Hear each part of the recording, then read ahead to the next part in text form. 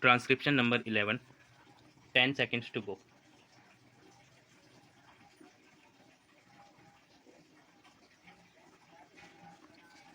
Start. Sir, several questions raised regarding the Defense Ministry and the External Affairs and Irrigation Ministries have been clarified by my colleagues from those ministries. My task, therefore, has been simplified to that extent. Before I go to the questions, financial and economic, raised by several honorable members, I should like to clarify one or two points which are more administrative than economic or financial. One of them was raised by my honorable friend. He raised the question about the recruitment by the assistant superintendent's departmental competitive examination and particularly about the examination held in 1960. He said that about rupees 6 lakhs were spent for the 1960 examination and later it was declared that no vacancies were available. He therefore suggested that a definite procedure should be there and the examination should be held according to the vacancies declared in advance and all persons who have qualified in that examination should be eligible for promotion or for appointment. Sir, I do not know whether the honorable member knows how these vacancies are filled. He probably refers to the section officer's grade in the Central Secretariat Service.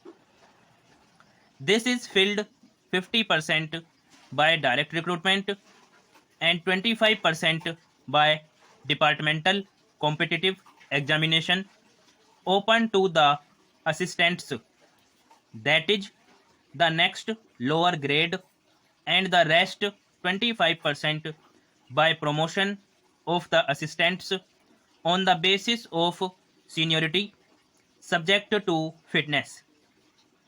The examination, therefore, that he was referring to was a departmental competitive examination for filling 25% of the vacancies. It takes about 1 year for the Union Public Service Commission to declare the results of the examination from the time they take up the question of the examination. It is not therefore possible to declare the number of vacancies to be filled in from the very beginning. To declare them just when the results are out is more realistic and that is what is done. Sir, if the examination is treated as qualifying examination, the number of persons who will thus become eligible for appointment will be quite unrelated to the number of vacancies to be filled in and then the very situation which the honorable member wishes to avoid would arise. It would not then be possible to hold any of the examinations at regular intervals and promotions against this quota would become very fitful. The honorable member also suggested that the rules for recruitment and promotion etc. should be uniform for all ministries, whether participating in the Central Secretariat Service scheme or not. It must be, and this is so, except for the Ministry of External Affairs and the Railways. These have different rules, but these rules are very much similar and there is not much difference. But because these persons are recruited for different purposes and by different agencies, they are separate. Therefore, his purpose in saying that there should be uniformity is almost carried out. The only difference is that the Ministry of Home Affairs does not control the services in these two ministries. Then, sir, questions were raised about backward areas and the backward states and also about the city of Calcutta.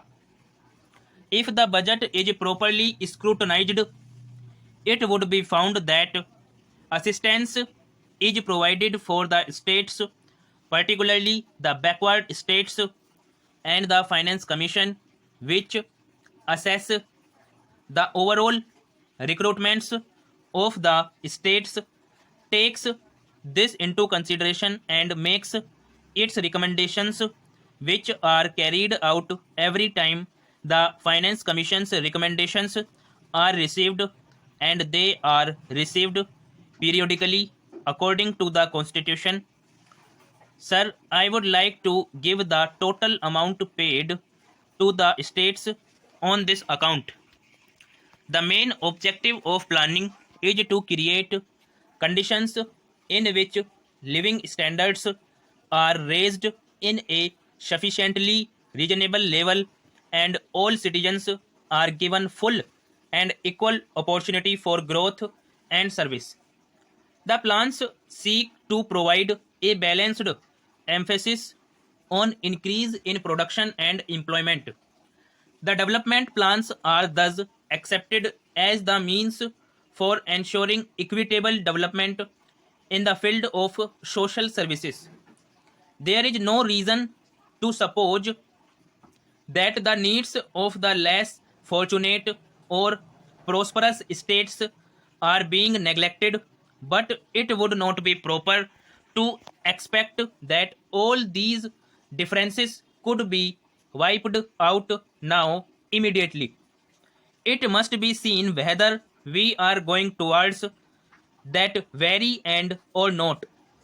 We are deliberately going towards that end, and we hope and trust that in course of time these inequalities would be wiped out, if not completely wiped out, at any rate they would be lessened. My honorable friend complained about inadequate provision included in the plan for meeting the growing requirements of the city of Calcutta, where even the basic services like water supply, sewage disposal, and drainage were not being augmented, and that the central government was not enthusiastic about solving these difficulties.